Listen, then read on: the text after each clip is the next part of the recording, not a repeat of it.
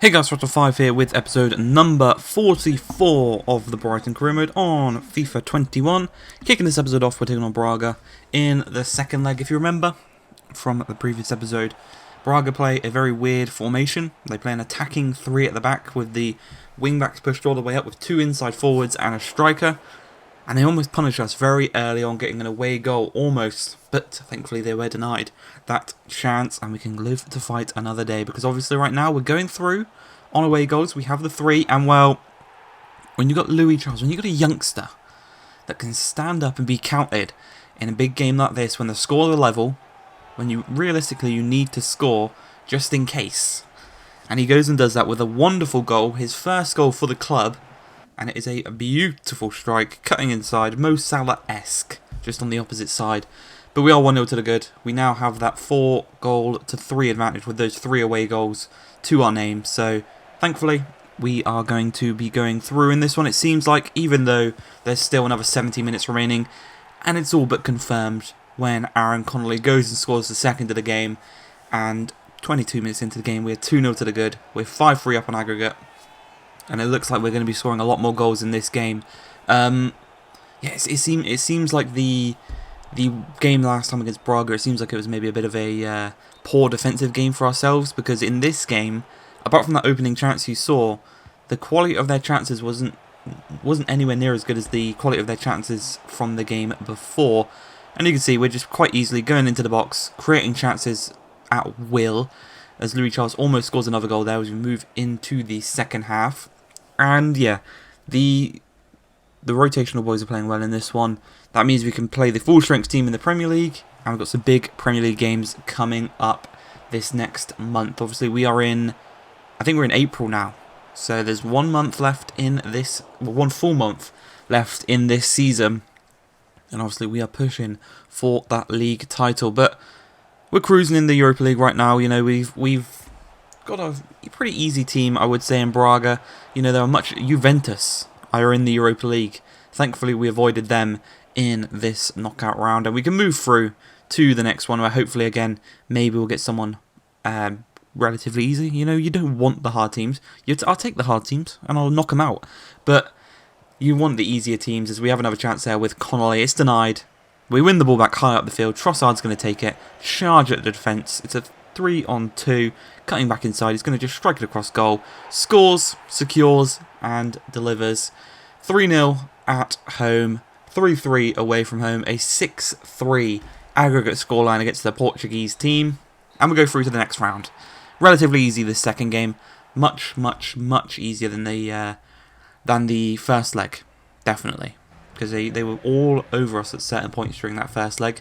As we come into the game away from home at the Olympic Stadium, or the Queen Elizabeth Stadium, whatever you want to call it, taking on West Ham. As the first chance comes 4 minutes in, Cunha's very unfortunate that he couldn't take that ball in his stride and kind of just slot it past the keeper, but we're going to come right back. Just a few minutes later, you can see, 3 minutes later, Cunha plays a brilliant ball through to Leon Bailey, and we are 1-0 to the good, scoring our required early goal. I don't know what the word is. Well, we've scored so many early goals this season. I can't, complimentary early goal. I don't know the word, but we scored the early goal, and we're just going to continue on from there against West Ham as Cunha finds some space in the box, just mishits it. First he took his touch a little bit bad, and then he goes and mishits the shot. So it's just really unlucky right now not to actually have more goals than he actually should. Really, we should probably be 3-0 up in this game, considering all the chances that we had.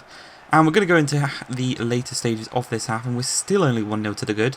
And there's a chance here for West Ham, but thankfully 2 of their players trip over each other.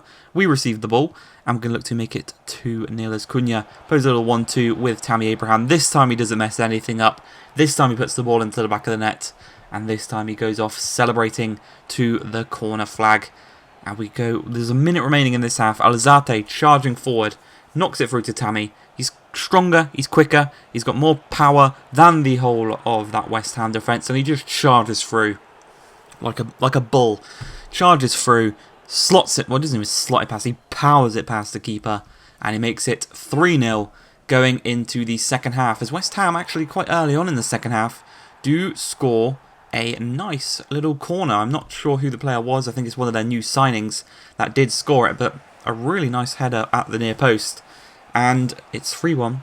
No clean sheet for ourselves again, which is really annoying how we're not keeping clean sheets. We're dominating matches but not keeping clean sheets. And it's just really annoying. But we are going to win this one coming into the final few minutes, the few seconds. Counting down, 3-1 victory. 3 points will be coming home to us as we push for the league title. Mental. We're in the 3rd season. We've built an incredible team here at Brighton and we are pushing for the league title. As we come into the final game of the episode, we are taking on our rivals, Crystal Palace, at Selhurst Park. As we look to... It's still Roy's men in this, so we look to embarrass Roy's men. After what has been... They are probably one of the stronger teams that we play. I don't know if the EA have coded it so that they play better in rivalry games, but they are really strong every time we play them. Obviously, we've lost to them a few times as well, which is maybe slightly embarrassing. Obviously, we had that game with Connolly where he came on off the bench and scored the hat-trick against them and won us the game. But yeah, there's been some good games against Palace in this career mode. And hopefully this can be one of them as we approach the latter stages of the first half. The scores are still 0-0, tied as we approach half-time. And a chance here, though, is going to come our way as Tyreek Lamptey charging from that right-back position into some space. He's going to go it alone. Didn't quite work out, but it thankfully falls to Trossard, who tucks the ball into the back of the net on the volley. And, you know, we've switched from the 3 at the back with the wing-backs from this season to last season, obviously. And we still have the wing-backs pushing all the way up. So sometimes maybe we're caught with two centre-backs and that's it. But that's what I want. I want the attacking lineups, and it's working really, really nicely this season, obviously, considering where we are in the table. But we go into the second half. We approach the hour mark. Abrici Eze plays a brilliant ball over the top to Hudson-Odoi, chests it down, and scores a really, really nice goal. He was the priority signing before we went out and got Leon Bailey.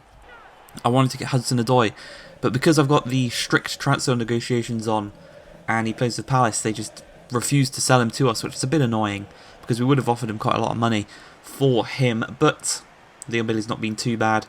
He's not been the best. He's probably, of the 4 attackers we've got, he's probably been the worst. But when you've got Tammy Abraham up top doing stuff like that, how can you compete? How can you compete with him when he's doing stuff like that? And he makes it 2-1. He puts us back in front in this game. As you approach the final few minutes, there's a chance here for Roy's men, but they are going to kind of maybe just kind of shrivel out of the attacking ability here as it finds Eze. It's going to be saved. We're going to win the ball here with Trossard trying to get it away. Didn't quite work out. Win it back with Tomiyasu, and eventually we find a bit of space. Hit him on the counter. See if we can make it 3-1. Secure the victory with 5 minutes remaining. Tammy runs to the left-hand side. He's going to try and cut back inside. He's tripped over in the process, but it did win the ball. But that's going to be the game. A victory against the rivals, which is brilliant to see. I hope you guys have enjoyed this episode, though. If you have, please like, subscribe, and peace.